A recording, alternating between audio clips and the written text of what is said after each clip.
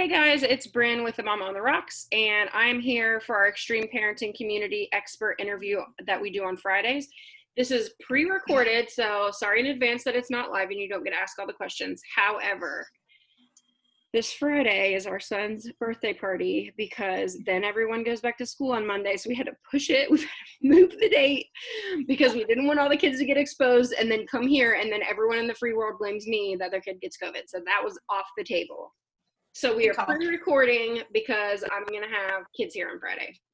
So Melissa is like you're like the Alec Baldwin of Saturday Night Live hosts. Like you are the one, like once a month, you guys are going to get Melissa on an expert interview for something. And so she has taught us how to take care of our aging skin bags, how to put on our makeup, how to raise multiple extreme children, how to handle, like explaining your own ADHD, which was like one of the most watched videos we've ever posted. And so today we're like, okay, so this is the first week of August and we're all figuring out our lives because of the pandemic. And so that a big part of that includes what do we do with our kids right now? So probably the biggest question I've been asked is like, okay, are you homeschooling? Are you doing virtual learning? Do you even have the choice? Like, is your district choosing for you? And then following that up when you're an extreme parent is, what do I do about their IEP? What do I do about their 504? How do I get their needs met? Like, I don't know what I'm doing. I'm not a special ed teacher, or, my kid and I butt heads. How am I going to handle this at home? So we've talked about this a lot. So if you would, Melissa, talk to us a little bit just about like how you guys made your decision, because you're my friend. So I know this is something y'all have been talking about anyway for a while, and you have 4 kids. Every other one is extreme, right? So talk about like what that's going to look like for you guys. Skip to generation. I love it. So we have 4 kids, 10, 7, 5, and 3. And actually our 7-year-old's getting ready to turn 8 in a few days. And yeah, our oldest is extreme and our 5-year-old is extreme. And then we have a 3-year-old, which that's extreme. I mean, she's extreme. She may not have diagnoses, but she's extreme. So when we were talking about, a few years ago, we were talking about homeschool versus putting our oldest in public school because we weren't sure how she was going to do.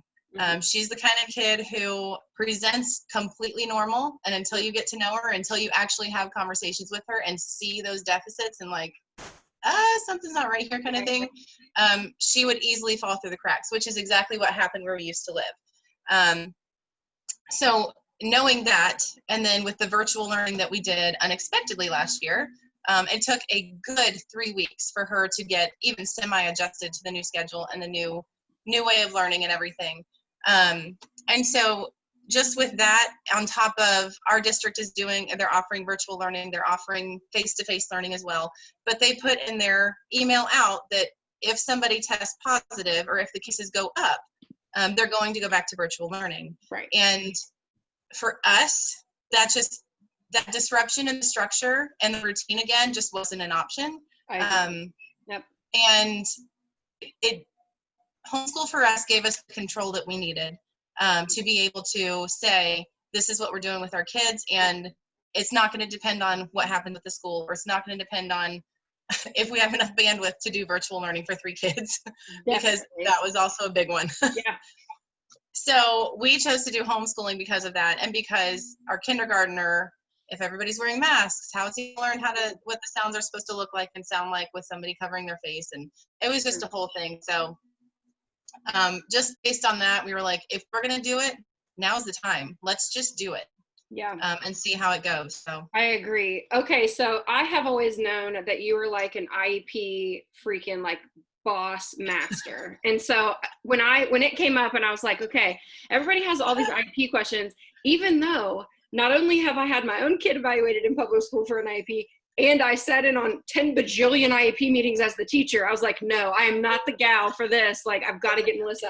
So really quickly, just give me like a 2-minute, like, what is it like for you going into an IEP meeting in the public schools? Because I know you have faced a lot of adversity trying to get Braylon's needs met.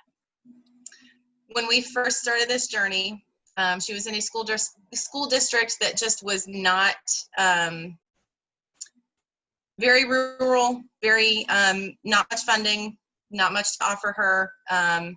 And so when we started on this, it was, I mentioned to her teacher that I'd like to have a meeting to talk about the possibility of a 504 and IEP, whatever the team decided on. It took a month for her teacher to respond to me in an email. And then when I sent one back to her when she did respond, because her response was not, it was very passive, like, oh, okay, yeah, we'll see what we can do kind of thing.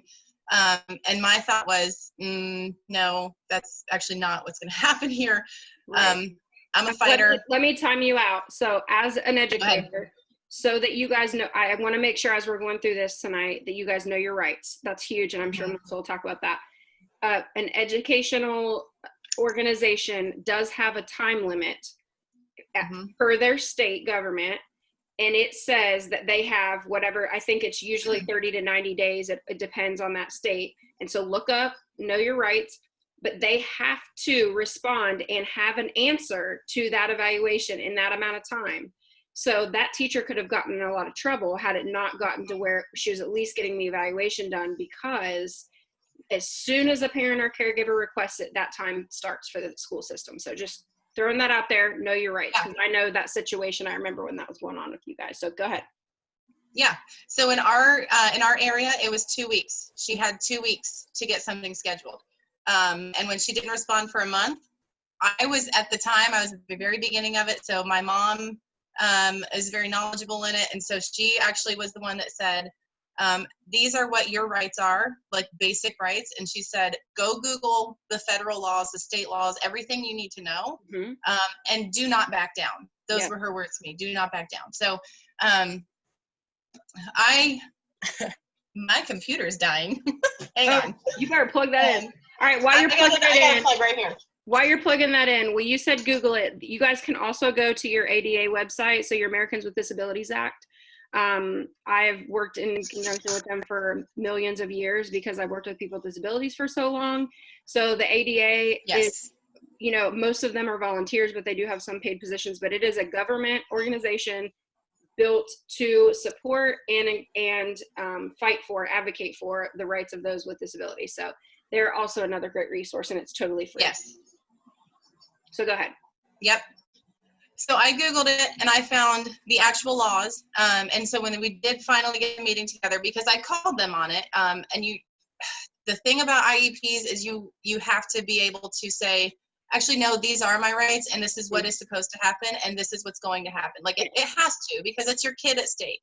So once I did that, when I went to the meeting, I just kind of knew that they were going to be very passive about it in the meeting too, because they didn't want to implement the things they knew they were going to have to implement. Right. And so, and I get it, funding, all that kind of stuff, but I offered to pay for everything and they still said no. So, so I got to the meeting and I had printed out the laws, everything that I needed to know for that meeting, just in case they came back with something in that meeting. And so I wasn't stuck in a position where I'm sitting there going, well, crap, what do I say? Right. I had an answer. So I printed off the laws, I printed off everything I needed, and I went in and I said, she needs a 504. She's like, there's nothing, I'm not leaving until she gets one, kind of thing.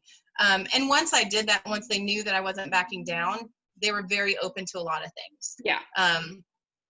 Getting it started was definitely the hardest part. Yeah, it's kind of like with your kids. So it's better to start off strong and then ease up.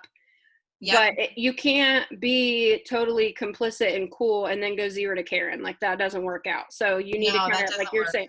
So very basic, if you're starting your binder, if you've never tracked your kids' progress, if they're just going into school, if they're just starting, if they're just starting with an IEP or a 504, then the first thing you need to do is get yourself a binder. Just reuse the binder that you have on your shelf. You know, we all have 15 of them. The first thing that we would do is we're going to go and we're going to look up our federal laws requiring IEP timelines, as well as your state laws. So your state's going to have its own requirements. So look those up, print them out, have that right in the front. Never ever leave without a pen and paper, because you want to take notes the whole time, and they're going to ask you to sign stuff at every meeting. So be aware of what you're signing. before you just go scribbling so you can get out of there, because trust and believe that will come back to bite you and your kid. So what else do we need to have in that binder? Okay, so the binder that I used is being deconstructed into a homeschool binder, but this is it. I don't know if you can see that. My light just broke too, so we're on a roll here. So that's why it's like angled down and I look yellow now. I love it. I love it. Down. So this is the binder, and it says Braylon supports right there. Mm-hmm. I have, I kept a notebook, like a full-on spiral notebook, mm-hmm. in the back for meetings, so I didn't have to keep pulling paper out and moving paper and stuff. And I could just next meeting on it, and I could write any questions that I had on, like, under the date of the next meeting. I would always have that in the notebook, and then I just write all of my questions at the top of that, and then leave space for those questions to be answered. And I never left a meeting until every one of those questions had writing beside them. That's right. To get the questions answered. So the other things that you want to have in your binder, you want to have a contact sheet. Everybody on the team, you want their phone number, you want their name, you want their email address. If they have an extension, you want their extensions as well as with their phone numbers. If they have, I had a sheet, like a business card, one of these like sheets, a little holder, yeah. Cards. Mm-hmm. Yeah.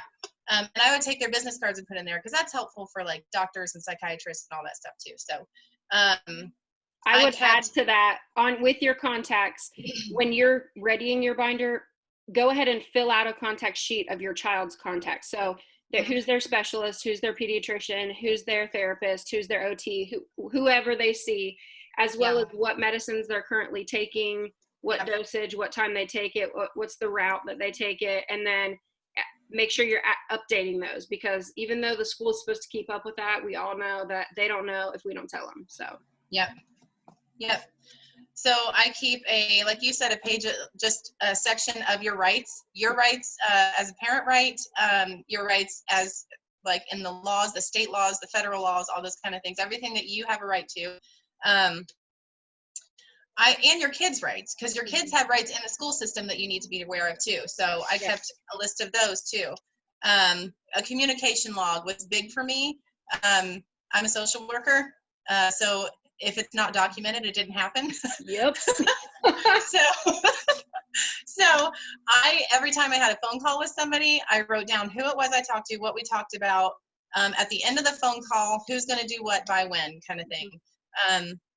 If you have email, if you can correspond by email, as a former teacher, I'd always say to do that, because then you can print it. And so in my communication section, I print every email. I don't care how redundant it is, because I promise, take it to the bank, someone's going to be like, I've never heard that. Excuse me, like, on October 21st, you responded to me at 8:03 a.m. and here's what you said. So nice try. So just that's actually happened to me in a meeting, and it was very helpful, because, you know, everybody's got their phones, but it's hard to get to your emails and stuff if somebody's not remembering something. But in the meeting, if you have your emails printed out, you can flip to it real quick and say, actually, on this date, and you can turn it over and let them read their own words, and then they're like, oh crap, okay. And a lot of times, I didn't do that, but right, especially like when you're in the earlier ages, you've got their teacher, usually their teacher, a guidance counselor, some sort of admin, principal, vice principal, school counselor, somebody there. And so those teachers don't want to look stupid to their admin. And so they may forget, honestly, but they may also did something that they weren't supposed to do. And so you really need to make sure it's kind of a CYA situation. Like, make sure you've got all your ducks in a row there. Yep. And that's the other thing. Like, there's so much that happens with these IEPs, and there's all these different aspects that go into it that people do honestly just forget. And that's okay. Like, unless it's something that's completely detrimental, it happens. So you have to give them grace too. Yeah, for sure. Because I forget things, and I certainly don't want them coming down on me. So I always kept a comfort. Words. Yep, you're doing great. Words are hard. Yes, they definitely are hard. I always kept a goal tracker sheet, like all of her goals, in a separate, because you get them in the IEP too, but I always kept them separate in a separate little sheet cover, page cover, so that I could just get to those, especially if we're getting ready to change them or see what they were, so I'm not flipping pages and stuff in the actual IEP.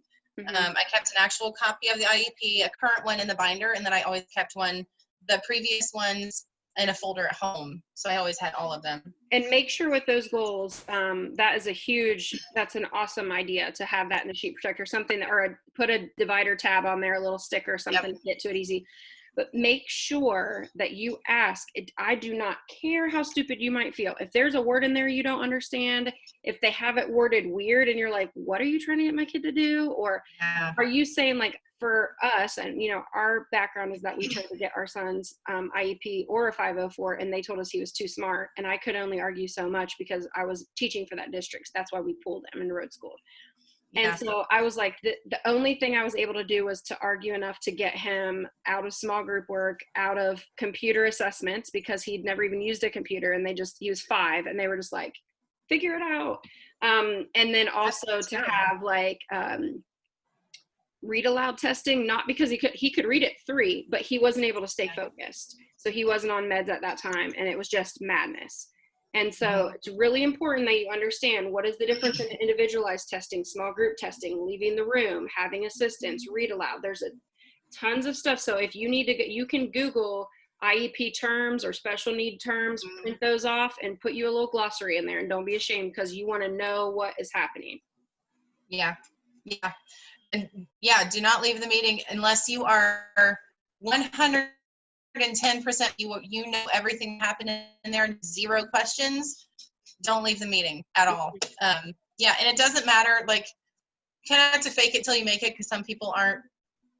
I don't care what people think of me. So if I'm going into a meeting and I have questions, I'm just going to say, listen, my brain cells are not firing well today. You're gonna have to explain that to me. Like, I'm just that kind of person, but some people are not that way. So you just kind of have to fake it until you make it and say, I'm really sorry, but could you explain that a little bit more? Or just don't be afraid to speak up, because that's likely the only time you're going to have the whole team in there talking about your kid at once. So. And I can promise you, because they've pulled an outside teacher from their planning period, and they don't like to do that, and the teacher doesn't like to do that. So I promise they will try to answer your questions expeditiously. And if you don't understand, feel free to say, well, that's great, but I'm going to have to take this over home and look it over further, and we're going to have another meeting because I'm not willing to sign unless I understand it. They will get on the explanation train real quick.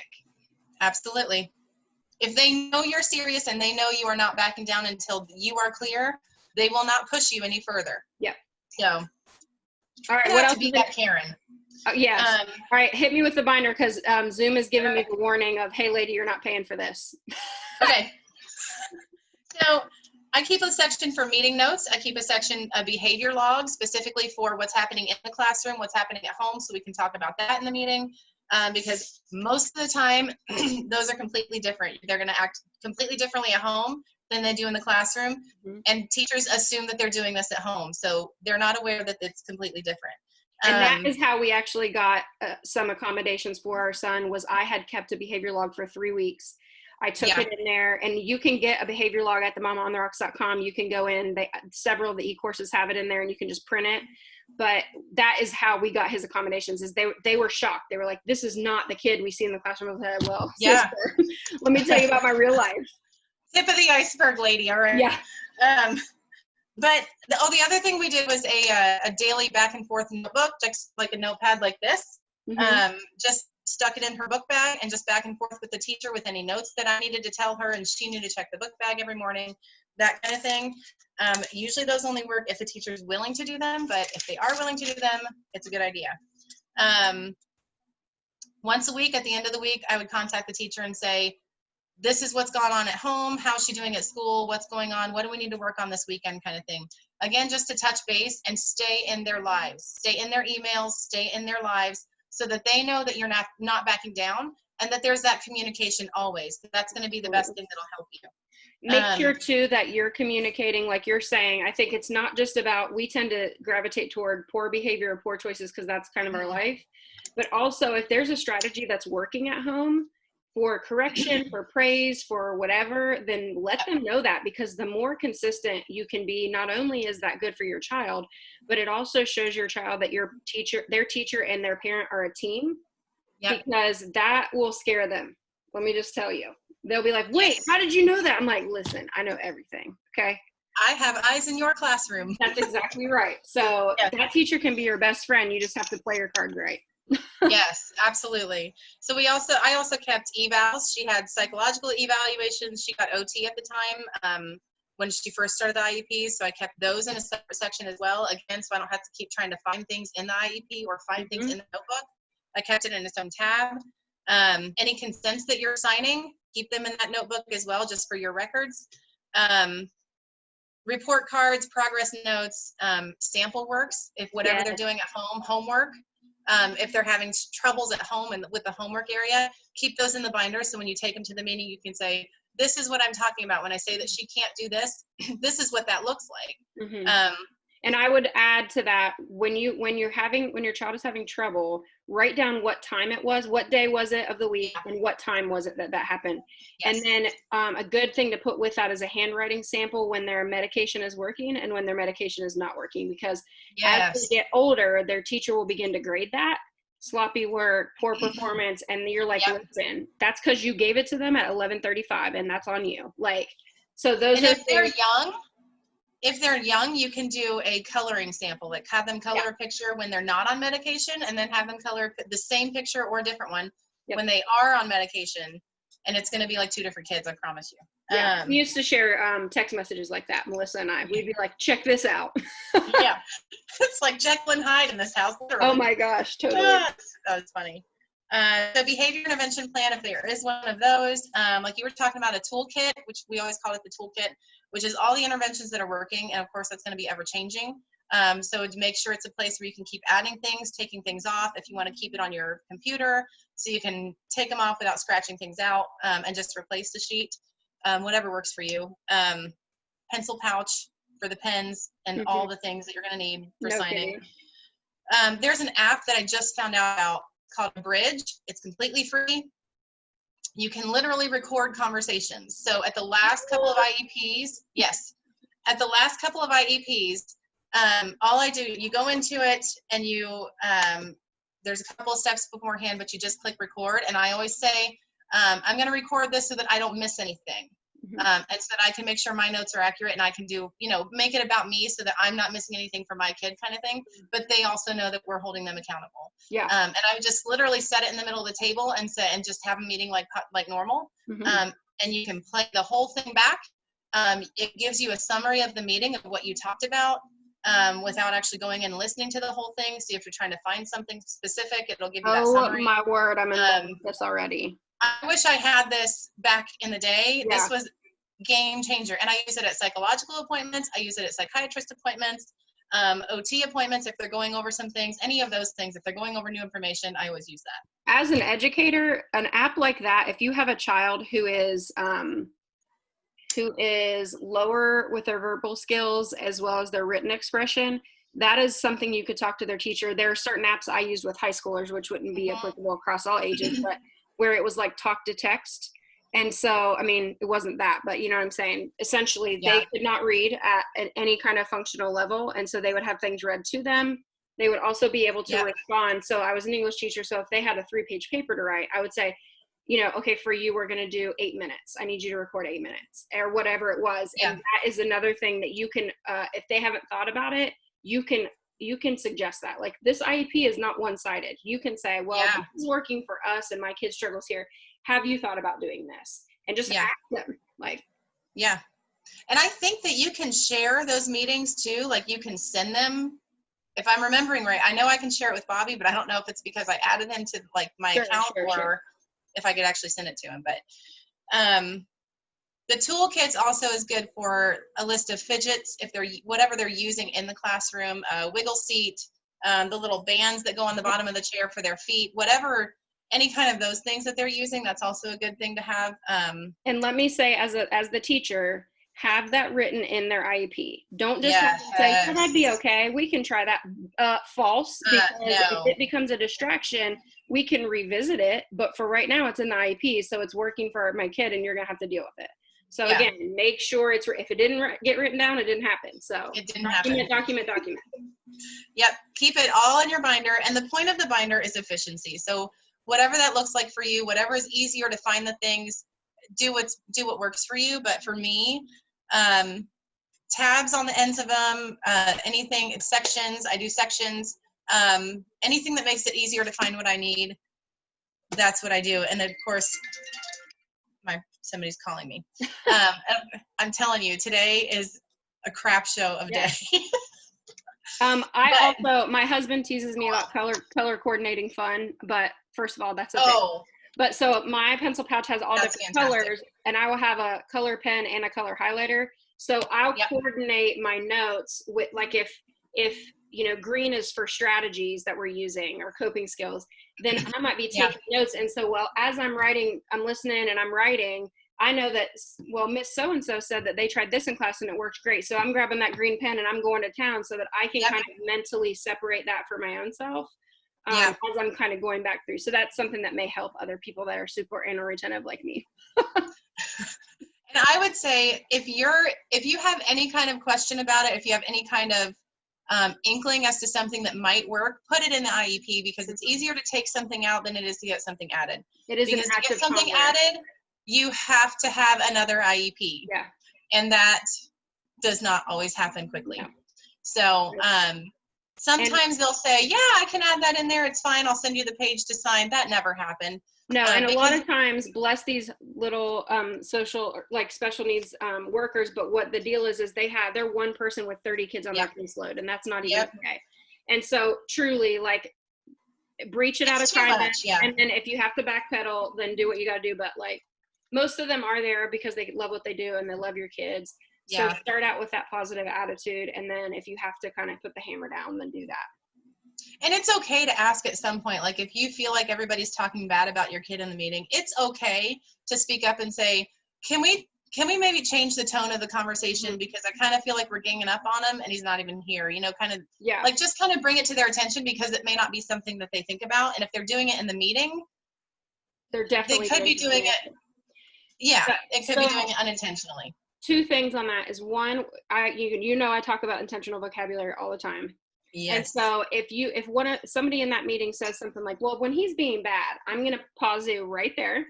The break, Susan, because we don't say that. You can say he's making a poor choice, but he is not bad. Yeah. So separate the person from the behavior. And sometimes you're just dealing with a classroom teacher and they didn't have much training for special ed, so they don't know that kind of language makes a difference.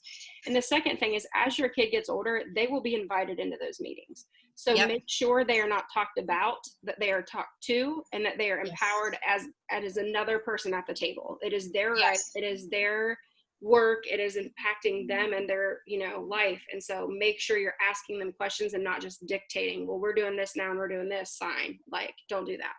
Yeah. And you can let them know too, like, whatever we decide in the meeting, I'm very open with my child. I'm going to go home, we're going to talk about this, and I'll let you know what she has to say about it. Like, if she has any questions, if she has any concerns about anything, I'm going to let you know. And then when maybe we do need to have another IEP after I talk to her, but because she is going to be included someday, and she is going to, like you're saying, just be talked to instead of about in the meeting. And when she walks into that room full of adults that are talking about her behavior, she needs to feel comfortable. And so it needs to be a setting where she can come and sit down and feel good about expressing what she needs.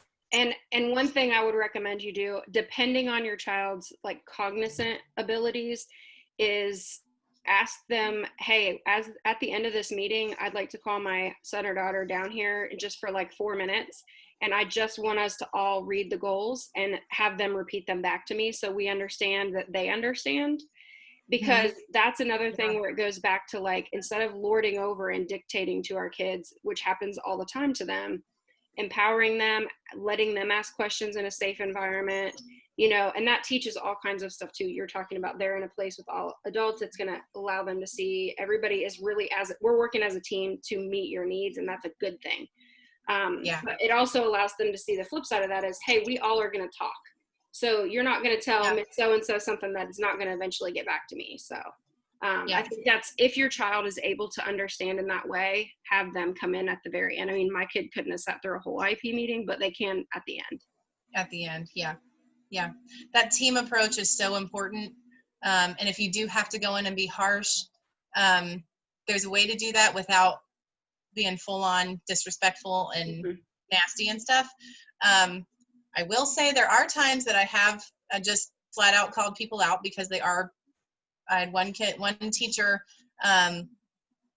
say that my child was never going to be any good at math and just that kind of thing. And I had to just be like, okay, as a teacher, would you say that to her face? No? Okay, don't say it in front of me. How do you think I feel? And I just had to call her out so that she knew where I was coming from. But most of the time, you're not going to have to do that. Most of the time, you're just going to say, these are my concerns. What can we as a team do about this? Because this is a team approach, and it's not going to be effective if we can't work as a team. Yeah, again, that intentional vocabulary, you guys, seriously, it's like one of the most important things we, like, in life. It doesn't matter who you're talking to, what you're doing, like, yes, I agree. So anything else, the last thing I want to ask you is just like, if you had to give yourself 3-4 years ago an IEP tip, or like kind of heading into this journey, what's something that you wish somebody would have told you to kind of prepare you? And it doesn't have to necessarily be binder related. It can just be like, for this journey, like, what do you wish you would have known?